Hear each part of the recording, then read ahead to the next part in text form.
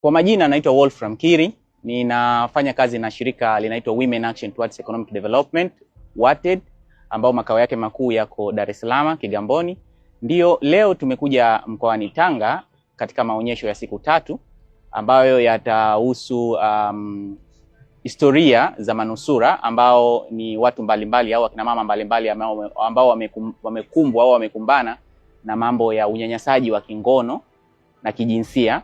Kwa hiyo tumekuja kushowcase kile ambacho tulikifanya au kilifanyika kwa kucollect stories zao katika mikoa mbalimbali, ambao project ilikuwa inagusia maeneo ya Tanga, maeneo ya Dodoma, lakini pia na Dar es Salaam. Kwa hiyo tutakuwa tuna vitu vitatu ambavyo tutavishowcase.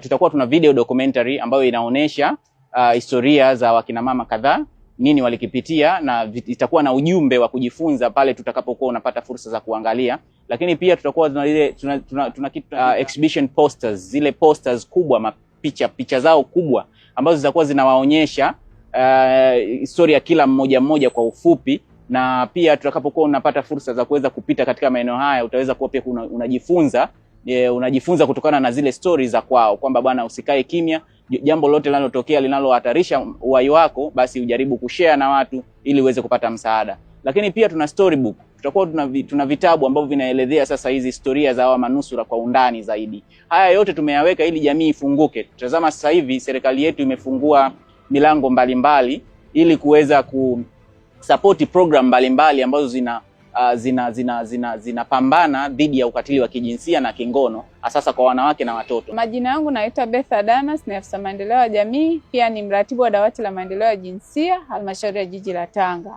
Tuko kwenye kampeni ya siku 3. Kampeni yetu inaenda sambamba na kauli mbiu isemayo usinyamaze, toa taarifa kuhusu ukatili wa kijinsia.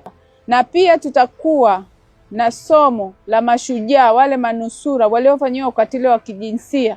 Tunawakaribisha wananchi wote waje katika viwanja vya Uhuru Park ambapo elimu hii kwa umma inaendelea kutolewa. Asanteni sana.